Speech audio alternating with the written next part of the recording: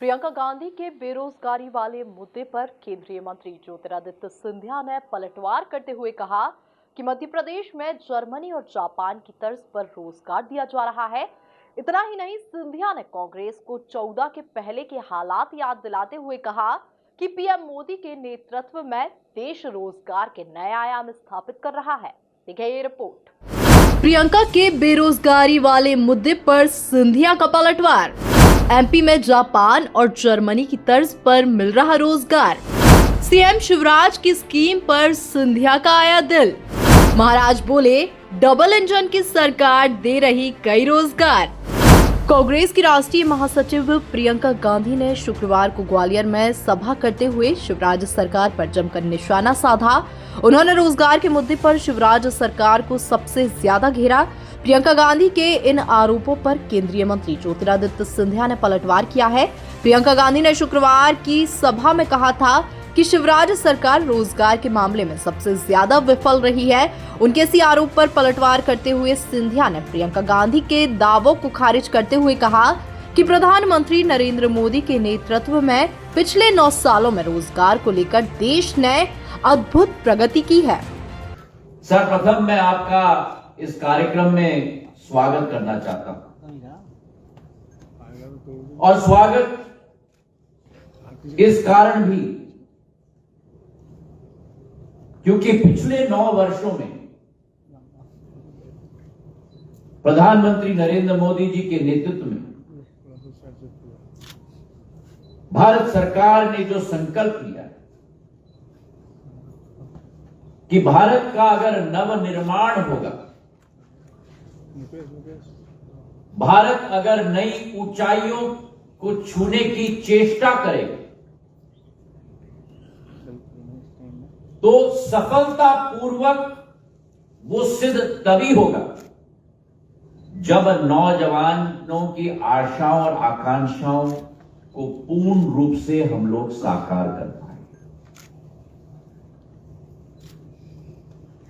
और अगर वो हमारा लक्ष्य है, अगर वो टारगेट हमने निर्धारित किया, तो जहां एक तरफ केंद्र सरकार प्रधानमंत्री जी के नेतृत्व में राष्ट्र स्तर पर नए अवसरों का सृजन करना, नए क्षेत्रों में जहां भारत केवल नहीं लेकिन दुनिया ने शुरुआत न की हो, उन क्षेत्रों की ज्योति का प्रकाश की शुरुआत विश्व में शुरू होती है, तो प्रधानमंत्री जी के नेतृत्व में आज भारत से शुरू होती है। तो जहां एक तरफ केंद्र सरकार समर्पित है, वहीं जहां जहां डबल इंजन की सरकार, केंद्र शासन और राज्य शासित प्रदेशों इसी लक्ष्य के साथ दोनों सरकारें काम करने के लिए प्रतिबद्ध है। और उसका एक बेहतरीन उदाहरण, अगर मध्य प्रदेश का हम उदाहरण लें, जहां केंद्र सरकार के द्वारा रोजगार मेले के आधार पर लक्ष्य निर्धारित कर दिया है प्रधानमंत्री जी कि 1 साल के अंदर 10 लाख सरकारी नौकरियां इस देश के युवाओं को भारत सरकार दिलवाएगी। वहीं ज्योतिरादित्य सिंधिया ने मध्य प्रदेश का जिक्र करते हुए मुख्यमंत्री शिवराज सिंह चौहान की युवा सीखो कमाओ योजना की तारीफ करते हुए कहा कि एमपी में जर्मनी और जापान की तर्ज पर युवाओं को रोजगार के अवसर देने के साथ ही स्टाइपेंड भी दिया जा रहा है। शिवराज सिंह जी के नेतृत्व में एक नई योजना की शुरुआत की है नौजवानों की, एक नई योजना जिसका नाम है सीखो और कमाओ। तो जहां जहां मेरा युवा साथी, मेरी युवती प्रशिक्षण के लिए अनुभव ले रहे हैं, अनुभव ले रही है, उस अनुभव के साथ साथ हर महीने का स्टाइपेंड, तनख्वाह 8,000 से 10,000 रुपया मध्य प्रदेश की भारतीय जनता पार्टी ने सुनिश्चित किया है हमारे नौजवानों को। और आपको इसका एहसास हो, इसलिए क्योंकि जिंदगी एक अनुभव समेटने का सफर होती है।